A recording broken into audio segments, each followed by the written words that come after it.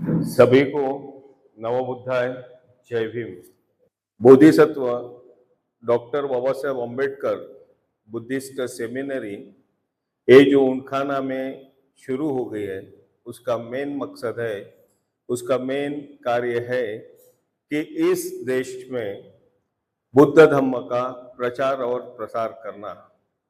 बुद्ध धम्म यानी जो पारंपरिक बुद्धिज्म बताया गया उसमें से नहीं, तो ये बुद्ध धम्म डॉक्टर बाबा साहब अम्बेडकर इन्होंने हमें जो बुद्ध का धम्म दिया है, इस स्वरूप में इस सेमिनरी के माध्यम से यहाँ पे बुद्ध और उनका धम्म पढ़ाया जाता है। इस सेमिनरी के मुख्य धम्म प्रशिक्षक करके हमारे पूजनीय भंते जी भदंत धम्म सारथी जी ये यहाँ के मुख्य धम्म प्रशिक्षक के रूप में हमें इस सेमिनरी को मिले हैं। भंते जी का जो धम्म पढ़ाने का जो विचार और धारा है या विचार है या पढ़ाने का तरीका है, तो ये पूरे भारत में, पूरे इंडिया में, पूरे देश में अंबेडकर राइट भिक्षुक के नाम से जो एकमेव भंते जी जाने जाते हैं, वो है केवल हमारे धम्म सारथी भंते जी, जिन्होंने पंजाब में जालंधर लुधियाना, उसके बाद में तेलंगाना में, तमिलनाडु में और मध्य प्रदेश में, वैसे ही गुजरात और राजस्थान में इनके कार्य अच्छे से चल रहे हैं। भंते जी की जो पहचान है, वो पहचान एक भंते जी की अंबेडकर राइट धम्म पढ़ाने की है। आज इस देश की व्यवस्था ऐसी हो गई है कि जो ब्राह्मणिज्म जो चाहता है वो हमारे लोग करते हैं, और ब्राह्मणिज्म जो चाहता है उसका जो माहौल क्रिएट करने का काम हमारे ही लोग करते हैं। फॉर एग्जाम्पल, जैसे ब्राह्मणिज्म को चाहिए कि अपने जो बुद्ध धम्म के लोग मानसिक गुलाम बने, जैसे ब्राह्मणिज्म ने आज तक के हिंदू लोगों को, ओबीसी लोगों को, क्षत्रिय लोगों को, वैश्य लोगों को मानसिक गुलाम बना के रखा है, अतिशूद्र लोगों को मानसिक गुलाम बना के रखा है, वैसे ही ब्राह्मणिज्म चाहता है कि बुद्ध धम्म के भी लोग मानसिक गुलाम बन के रहे। इसलिए ब्राह्मणिज्म हमेशा कुछ ना कुछ एक षड्यंत्र के स्वरूप में हमें कुछ दे जाता है, लेकिन हम आज तक के उनके षड्यंत्र को पहचान नहीं सके हम, क्योंकि हम उनके बारे में सोच भी नहीं सके। जैसे उन्होंने ब्राह्मणिज्म ने आज एक किया है, बाबा साहब अम्बेडकर ने हमें 14 अक्टूबर 1956 को नागपुर में दीक्षा भूमि में हमें जो धम्म की दीक्षा दी थी, इस धम्म दीक्षा का स्वरूप क्या था? हम लोग पहले 33 कोटि देवी देवताओं की पूजा करते थे, और कोई देवी देवताओं की पूजा करते होंगे, इसमें से बाबा साहब अम्बेडकर ने हमें बाहर निकाला था। लेकिन आज क्या हो रहा है? आज वही स्वरूप इस देश में मिला है बुद्धिज्म के मार्फत, जो ब्राह्मणिज्म ने फैला है इस देश में। हम हमारे विहार में क्या कर रहे हैं? हमारे विहार में हम 1 से 1.5 घंटे की खाली वंदना कर रहे हैं। क्या वंदना करने से कोई बुद्ध की मूर्ति चमत्कारिक हो जाती है, या बुद्ध की मूर्ति में कुछ ये हो जाएंगे, या प्रसन्न होगी बुद्ध की मूर्ति हमने वंदना करके? लेकिन आज हम बौद्ध विहार में वंदना ही कर रहे हैं। बौद्ध विहार में हम क्या कर रहे हैं? बौद्ध विहार में बाबा साहब अम्बेडकर की जो संकल्पना थी कि हफ्ते में एक बार विहार में आओ, तो ये संकल्पना कैसी थी बाबा साहब अम्बेडकर की? बाबा साहब अम्बेडकर ये चाहते थे कि हफ्ते में एक दिन आने के बाद में विहार में आपके वैयक्तिक प्रश्न, आपके पर्सनल जो क्वेश्चन रहते उसके ऊपर आप चिंता कीजिए, आपके सामाजिक प्रश्न, आपके फैमिली मैटर, पारिवारिक प्रश्न, इसके ऊपर चिंता कीजिए और उसमें से सॉल्यूशन निकालिए। लेकिन आज हमारे विहार में ये हो रहा है क्या? नहीं हो रहा। हमारे विहार में वही हो रहा कि जो ब्राह्मणिज्म चाहता है कि हम हमारे धर्म में अटके रहे। बुद्ध का धम्म और बुद्ध का धर्म, इसमें बहुत बड़ा फर्क है, बहुत बड़ा फासला है। धर्म यानी कर्मकांड, जिसमें पूजा पाठ की जाती है, कोई उसमें गाथा गाई जाएंगी या आरती, ओवी, पठन, पारायण, ये सब बुद्ध धर्म में आते हैं। लेकिन धम्म में क्या है? धम्म का मतलब क्या है? धम्म का मतलब होता है कि एक अच्छा जीवन अपन कैसे जी सके, इसकी विचारधारा का मतलब धम्म होता है। लेकिन आज हम धर्म और धम्म का भेद हमने पहचान लिए क्या? नहीं पहचाने। आज भी हम बिहार में वही कर्मकांड कर रहे हैं। लेकिन 2022 में यानी 10 मई 2022 में हमारे पूजनीय भंते आर्य नागार्जुन सुरेश ससई जी, जो बुद्ध दीक्षा भूमि के प्रेसिडेंट है, अध्यक्ष है, उनके माध्यम से इस ऊंटखाना में पहली ये doctor Baba Saheb Ambedkar Buddhist seminary India में, भारत में पहली बार ये चलाई गई है। और ये बुद्धिस्ट सेमिनरी का मेन मकसद है कि अम्बेडकर राइट विचारधारा इस देश में फैलाए। आज ब्राह्मणिज्म को सबसे ज्यादा अगर विरोध होगा तो बुद्ध का विरोध नहीं है। बुद्ध को तो उन्होंने 22 जनवरी को उन्होंने विष्णु का अवतार बना लिए। जैसे आप सभी को मालूम है, 22 जनवरी में अयोध्या में राम मंदिर में राम की मूर्ति की जब प्रतिष्ठापना हुई थी, उस समय में उन्होंने राम मूर्ति के साथ में बाकी विष्णु के अवतारों की उन्होंने लिस्ट लगाई थी। उसने 9th नंबर पे बुद्ध थे, तो उन्होंने विष्णु का अवतार बना लिए। कल वो बुद्ध की मूर्ति हमें मंदिर में दिखेंगी, हनुमान मंदिर में दिखेंगे, दुर्गा माता के मंदिर में दिखेंगे, कोई इसमें दिखेंगी, उसमें दिखेंगी, लेकिन सिंदूर वाली मूर्ति दिखेंगी। वो तो यही चाहते हैं कि बुद्ध को विष्णु का अवतार बनाए। इसीलिए बाबा साहब अम्बेडकर ने हमें, जब हमने धर्मांतरण किए थे तो हमें 22 प्रतिज्ञा क्यों दी थी? क्योंकि बाबा साहब अम्बेडकर ने जो चैलेंज किया था वो किसको किया था? ईश्वर को किया था। मैं रामकृष्ण यांना देव मानना नहीं, मैं रामकृष्ण इसको भगवान मानूंगा नहीं और उनकी पूजा करूंगा नहीं, मैं गौरी गणेश गणपति उनको भगवान मानूंगा नहीं और उनकी पूजा करूंगा नहीं। ये प्रतिज्ञा बाबा साहब अम्बेडकर को क्यों देना पड़े? वो इसलिए देनी पड़ी कि उनको मालूम था, क्योंकि बाबा साहब अम्बेडकर जो थे वो दूर की सोचते थे और उन्होंने दूर की बात सोची थी। जब हमें 1956 में उन्होंने ये प्रतिज्ञा हमसे बोली थी कि मैं राम कृष्ण इनको भगवान मानूंगा नहीं और उनकी पूजा करूंगा नहीं, मैं गौरी गणेश गणपति इनकी पूजा करूंगा नहीं, बुद्ध ये विष्णु का अवतार है, ये झूठा प्रचार है, इसको मैं मानूंगा नहीं। ये उन्होंने क्यों बनाया था? अपने को हमें क्यों बताया था? वो हमें इसलिए बताया था कि उनको मालूम था कि आगे चल के ये लोग, जो कीचड़ में से हमें बाबा साहब ने निकाला, उसी कीचड़ में ब्राह्मणिज्म हमें डालने वाला है। और उन्होंने वही स्वरूप में आज उन्होंने वही काम किया, बुद्ध को विष्णु का अवतार बनाया।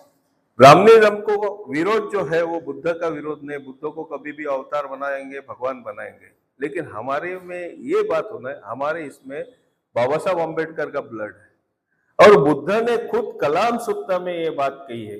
कोई धर्म आज तक के कोई धर्म संस्थापक ने कोई ये वाली बात नहीं की, और केवल एकमात्र बुद्ध ऐसे है कि जिन्होंने कलाम सूत्र में बताया कि मैं एक मार्गदाता हूं, मैं मोक्षदाता नहीं हूं। और मैं ये जो बात आपको बता रहा हूं, ये बात आप अपने तर्क विवेक बुद्धि से आप चेक कीजिए, आप उसको राइट है या झूठ है उसको चेक कीजिए, और उसके बाद में आपके दिल को पट्टी है तो आप मानिए, अन्यथा छोड़ दीजिए। ये केवल एकमेव धर्म संस्थापक है जिन्होंने अपने धर्म के बारे में ये कलाम सूत्र में बात की। आज क्रिश्चियन मिशनरी में क्रिश्चियन लोगों में क्या कहला जाता है? गॉड ने कहा मानना है। इस्लाम में क्या कहा जाता है? अल्लाह ने कहा मानना है। हिंदू धर्म में क्या कहा जाता है? गीता में कृष्ण ने कहा करके मानना है। लेकिन बुद्धिज्म एकमेव ऐसा धर्म है कि जिसमें ये कलाम सूत्र है। और अंबेडकर राइट लोग ऐसे है, बुद्धिज्म वाले बुद्धिस्ट लोग ऐसे है कि जिनमें ये वाली बात होनी चाहिए कि उनमें हर चीज में उन्होंने कलाम सूत्र के हिसाब से उन्होंने ये वाली बात चेक करने को ना। जैसे कि बहुत बड़ी बात है, आज साजिश हो रही है हमें, आज हमारे देश में हमारे देश के भिक्खु लोगों को या उपासक लोगों को आज थाईलैंड में लेके जाते हैं। थाईलैंड में काय के लिए लेके जाते हैं? थाईलैंड में वो बुद्ध धर्म की ट्रेनिंग देती है। जितनी अंधश्रद्धा उनके इसमें डालने की उतनी डालती है, और वही भिक्षुक हमारी इंडिया में आके वही फैलाता है।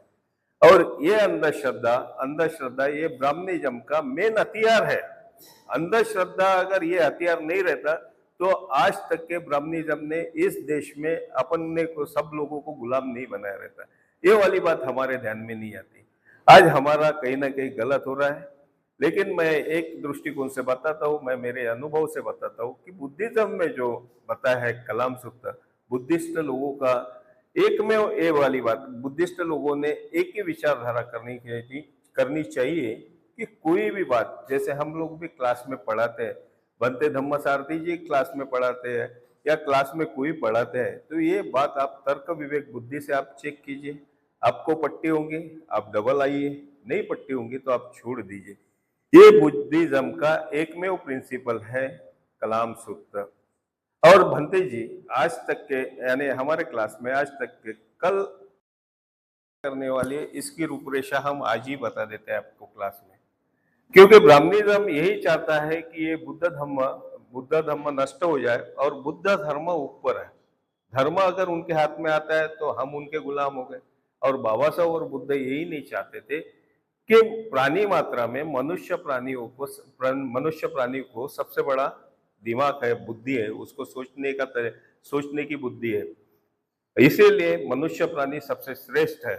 इसीलिए मनुष्य प्राणी किसी का मानसिक गुलाम नहीं होने को ना, ये बाबा साहब और बुद्ध चाहते थे। लेकिन हम क्या कर रहे हैं, हम उनका उल्टा कर रहे हैं। हम पूरे तंत्र मंत्र में या कोई बुद्ध को ही भगवान बना के ईश्वर आत्मा अलौकिक शक्ति चमत्कारिक शक्ति में हम जाके हम खुद मानसिक गुलाम बन रहे हैं। जो व्यवस्था ब्राह्मणिज्म को चाहिए वो उनकी व्यवस्था हम उनको ऑटोमेटिक पोजीशन से हम उनके पास में लेके जा रहे हैं। लेकिन आज हमें इस क्लास के माध्यम से जो भंते जी बताते हैं तो आप सुनिए, क्योंकि भंते जी एकमेव जो इंडिया में एकमेव भिक्षुक है कि जो भंते जी अब बाबा साहब अम्बेडकर रहित बुद्धिज्म पढ़ाते हैं। आज आपको अनुभव आया होगा, अभी तक के आपके अनुभव होंगे की कोई भी भिक्षुक को आप जय भीम बोलिए, जय भीम म्हटल्यानंतर कोणी भिक्षुक उत्तर देतो का? वंदामी बनते जी बोलिए, ऐसा वो भिक्षुक बोलता है हमेशा। क्यों बोलता है? क्यों? बाबा साहब का महत्व नहीं। अरे बाबा साहब नहीं होते तो ना वो भिक्षुक के आंख के ऊपर चिवर रहता था, ना वो घूम सकता था। बाबा साहब अम्बेडकर नहीं रहते तो आप जैसे हम लोग अभी ऐसे बैठे हैं, तो ऐसे बैठे दिखाई देते थे? हम नहीं दिखाई देते थे। इसीलिए हमें बाबा साहब अम्बेडकर सबसे बेस्ट, सबसे फर्स्ट, क्योंकि जो इंसान को बाबा साहब अम्बेडकर समझे उसको बुद्ध ऑटोमेटिक समझेगा, और जिस इंसान को बाबा साहब अम्बेडकर कभी नहीं समझे उसको बुद्ध कभी नहीं समझेगा, क्योंकि बुद्ध समझ ही नहीं सकते। अम्बेडकर के बिना बुद्ध समझना मुश्किल है। इसीलिए आप सब लोगों का, नए लोगों का भी मैं शुक्रिया अदा करता हूँ कि आज आपने जो इस क्लास में प्रेजेंटी लगाई उसके लिए मैं आपका बहुत बहुत आभारी हूँ। वैसे ही मैं आपका तहे दिल से स्वागत करता हूँ और इसी तरह से आप इस क्लास में आते रहिए और हमारे भदंत धम्मसारथी जी की देशना सुनते रहिए। नमो बुद्धाय, जय भीम, जय भारत, जय संविधान। जी को रिक्वेस्ट करता हूँ कि भंते जी अपना क्लास लेना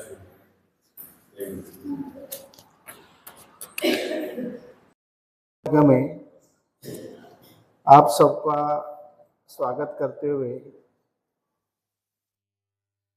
आज के विषय के बारे में आपके सामने कुछ बातें रखी जा रही है।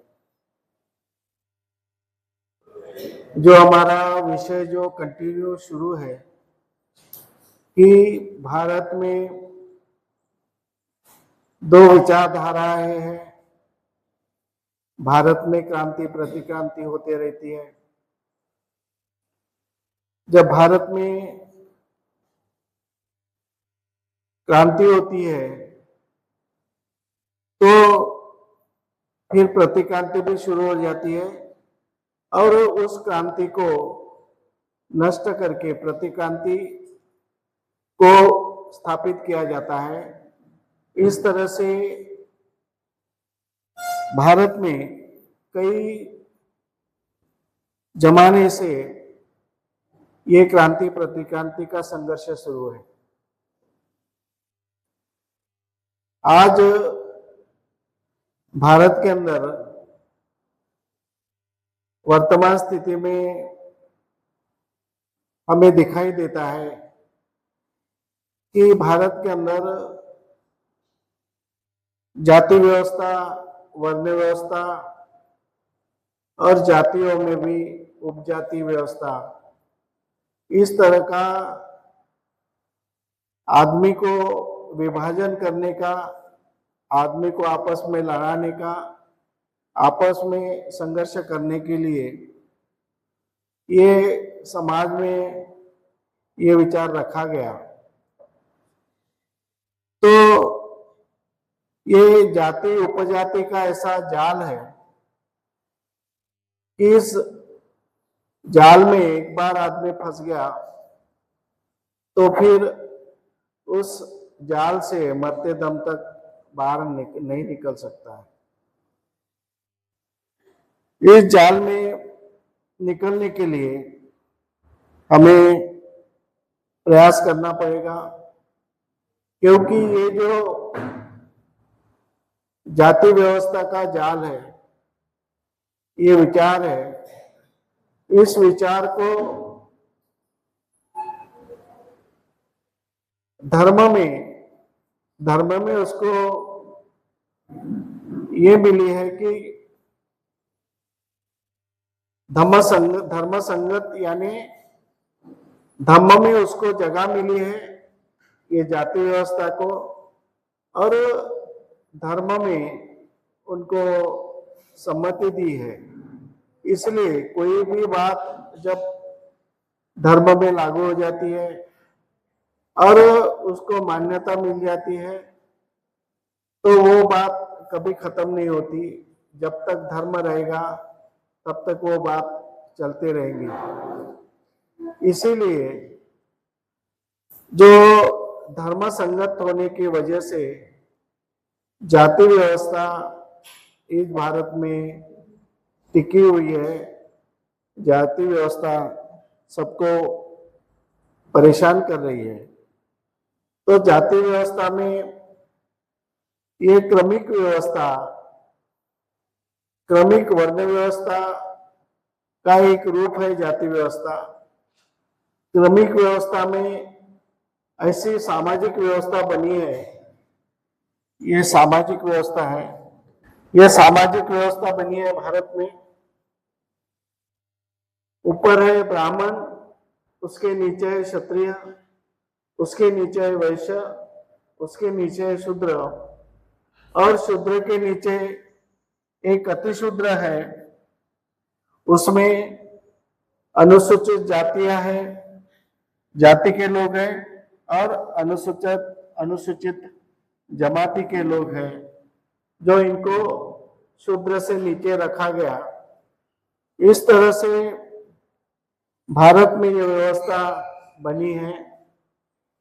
इस व्यवस्था में इसको पूरे अधिकार है, ये सबसे ऊंचाई पे है।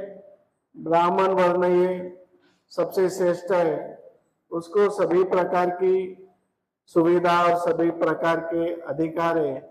ये वर्ण व्यवस्था में सबसे ऊंचाई पे है।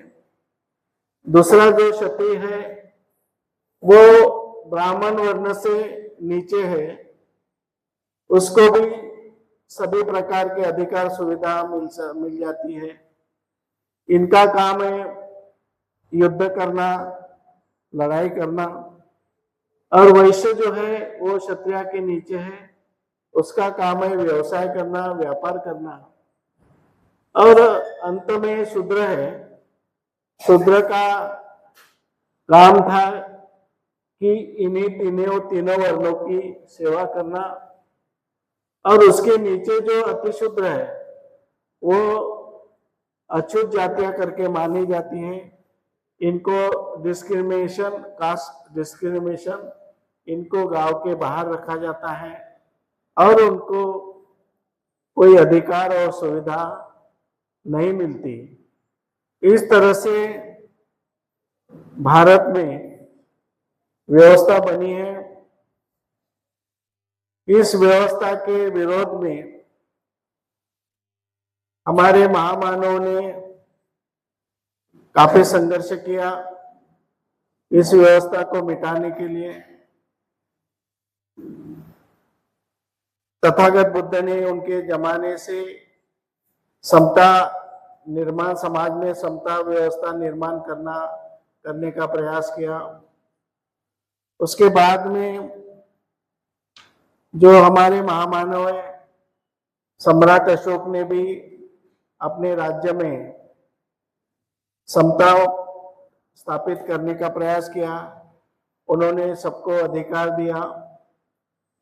बुद्ध ने भिक्षु संगम में भी सबको अधिकार दिया कि कोई भी आदमी अगर उचित काम करता है तो उसको भिक्षु बनाया जाता है। भिक्षु में किसी प्रकार की जाति और वर्ण की कोई गुंजाइश नहीं है। सबको भिक्षु संघ में प्रवेश मिल जाता था। यहाँ तक महिलाओं को भी भिक्षुनी करके भिक्षु संघ में प्रवेश मिल जाता था। तो बुद्ध ये समता के समर्थक थे। बुद्ध चाहते थे कि समता निर्माण हो, लेकिन प्रतिक्रांति ऐसी होती गई जैसे बुद्ध धर्म का पतन हुआ, और बुद्ध धर्म का पतन होने के बाद फिर यहाँ पर जाति व्यवस्था, वर्ण व्यवस्था को मजबूत किया गया और फिर से उसको कड़ाई से पालन किया गया। तो उस पे राष्ट्रपिता ज्योतिबा फुले ने भी संघर्ष किया। क्रांति ज्योति सावित्रीबाई फुले, उन्होंने भी संघर्ष किया। उन्होंने सबको शिक्षा, उनका ये कहना था कि अगर आदमी शिक्षित बन जाएगा तो जो जाति व्यवस्था और वर्ण व्यवस्था में कमी आ जाएगी। तो महिलाओं को किसी प्रकार का शिक्षा का प्रावधान नहीं था। तो इसलिए सावित्रीबाई फुले ने अपने कार्यकाल में 1848 को महिलाओं की पहले स्कूल ओपन किया और उसमें महिलाओं को शिक्षण देने का प्रावधान उन्होंने किया। इसी तरह से ये किया कि इससे जाति व्यवस्था कम हो और लोग मिलजुल के रहे। उसके बाद में बाबा साहब आम्बेडकर ने काफी इसके विरोध में संघर्ष किया और बाबा साहब आम्बेडकर ने संविधान के माध्यम से भी जाति व्यवस्था को विरोध किया। जो जाति व्यवस्था या फिर अस्पृश्यता को मानेगा उसको गुनाह भी उन्होंने दर्ज किया था। इस तरह से बाबा साहब आम्बेडकर ने काफी जाति व्यवस्था, वर्ण व्यवस्था के विरोध में संघर्ष किया और जो अछूत, जो डिस्क्रिमिनेशन, उसके विरोध में भी बाबा साहब ने संघर्ष किया। और बाबा साहब के वजह से, उनके संघर्ष के वजह से आज भारत में समता, स्वातंत्र, बंधुभाव और न्याय की व्यवस्था हमें दिखाई दे रही है। उसके पहले हमारा जीवन एक पशु के जैसा था, पशु जैसा ही जीवन हम जीते थे।